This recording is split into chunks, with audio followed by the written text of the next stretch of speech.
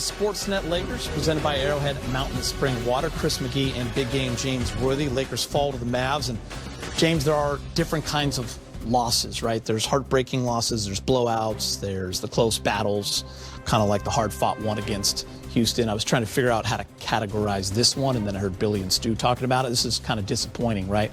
Lakers have been playing really good basketball over the last few weeks, and here you are with an opportunity to go one-on-one on this road trip. You're playing a Dallas Mavericks team that's over 500. You've struggled against those kind of teams. No Luka, no Kyrie. They played last night. They lost 5 in a row. But just didn't seem to have that sense of urgency, really, when you watched, and got outscored 63-47 in the second half. And, James, to be quite honest, the Mavs role players kind of took it to them, and it really wasn't that close in the second half. They couldn't get back in it. Yeah, it was embarrassing. Embarrassing and disappointing that the Lakers, who are a very good basketball team when they want to be, obviously took professional basketball players for granted. With Luka and Irvin out, you could just tell at the beginning of the game there wasn't that sense of urgency where when you have a game like this where 2 stars are out, your sense of urgency should be high to get it done early, get a big lead and finish it off.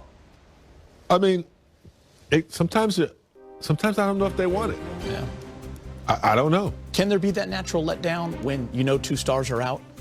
I don't know. I'm just thinking. Yes, I remember when it the Lakers can, played but Boston without AD. It can be, but you have to respect the other players that are playing. I mean, Grimes came off the bench and looked like an all-star. Their bench just outperformed the starters almost. So yeah, it can't be that much of a letdown where you let a team who's lost 5 games in a row, played last night. You come in with pretty good record that you've been playing the last 7 games, and you don't play hard. And they gave up 52 points in the paint to Dallas. They get out rebounded. Dallas got 11 offensive rebounds.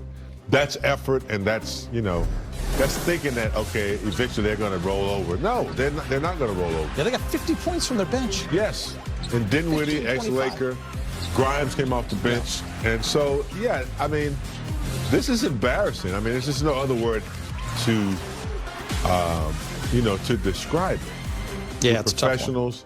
This should never happen when you have Luka and Kyrie Irving. You should come out as if it's the game 7 and just get it over with. That's how some of these games have to be approached. When players are out, you have the advantage. You have to come out and play hard as if you're the underdog.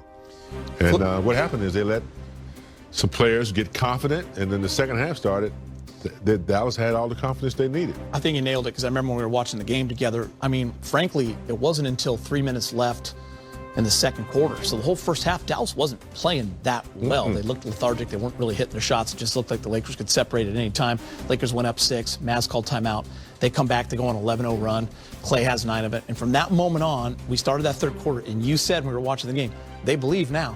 All of a sudden, their crowd was in it, and they had a little extra pep in their step.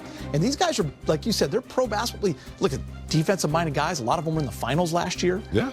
They can play ball, but they're role players around other 2 guys. So when those 2 guys aren't there, they're going to showcase their Don't take us for granted. Don't disrespect us. And that's what they felt. You know how many open threes we saw? It's like 5 in a row, uncontested. So the Lakers really got to, they really got to have a meeting of the minds and decide on who they are night after night.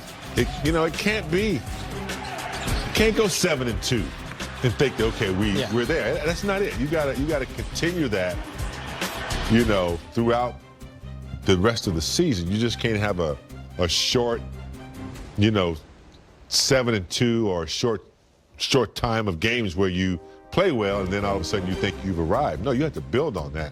And when you show up to Dallas, you're not building anything.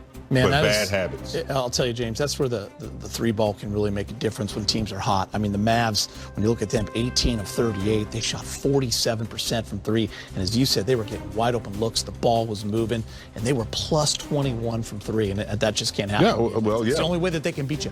They're not going to beat you inside. When you're not ready, when you don't come ready to play the way you're supposed to play, your defense suffers. And the Lakers just weren't there. They were exposing, one-on-one players. They were looking for Reeves a lot. They were trying to Dalton as well. Yep. And then when you're not into the game, you're not moving fast. You're not thinking. And so they got I saw 5 wide open uncontested threes. So when your defense is not humming and you're not into it, they shoot good threes because your defense, is lacking. Yeah, and this is a team that went to the finals in the Dallas Mavericks. And yes, they've had some hard times lately, big game James. But they are still a very good basketball team. And maybe this is the jump start they needed tonight because they saw a Laker team that they could attack, and they did it. And that's one thing I noticed kind of watching the game, just offensively, just a little slower tonight. Listen, Lakers have been playing great. Like I said, I've been so excited about where this team is headed and what they've looked like. But tonight, just people standing around, not as much movement. It kind of sensed it, right? It kind of nullifies your 7-2, the winning streak you had or whatever. It kind of just like it goes away when you see a performance like this because to me it just seems like they're not ready to take on the challenge yet. They play well, they win. I like Max Christie when he was inserted. The defense started to pick up, but on a night like tonight, you're supposed to have a conversation before the game. Yeah. And you're supposed to say, look, guys, they're without 2 players, 2 of their best players, but they're still, have some players on the bench that can play. Let's not take them for granted. Let's go out and pound them. AD missing 3 or 4, like bunny layups. Yeah. You gotta take care of business when you're supposed to. And the teams that you're not supposed to beat, you shouldn't. And tonight was disappointing. It'll be interesting to see what Coach Redick has to say. Yeah, we'll look at some AD and LeBron right now. James, AD with 21 on 7 of 18. You mentioned struggling inside a little bit. He was 2 for 7 at half inside the paint. We're just not used to seeing that. LeBron James, 12 field goal attempts, 6 and 12, 18 and 10. For LeBron, those numbers are just, pretty much what you can do, every single night. It was the offense so much. They could have executed better. They could have gone to AD a lot more in the paint. No one could stop him, but it was the inability to stop anybody. You can't swap buckets with a team that's confident. So, I don't know. Disappointing loss.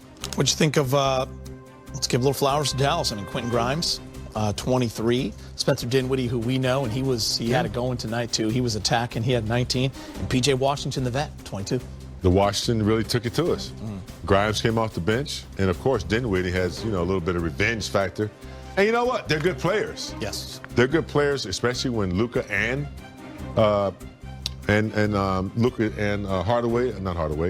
Kyrie Irving are on the floor. They're really good, but when they're out, that gives them more of an opportunity to flourish, and they look forward to that opportunity. Playing against the Lakers too, haven't won a game at home. Look, they came out and they felt like, wow, we're not being dominated. Yeah. AD's not dominated. Lakers aren't. They're letting us hang in here, and so when that happens, now you got a game on your hands. Yeah. Now you got guys who could be starting if for other teams.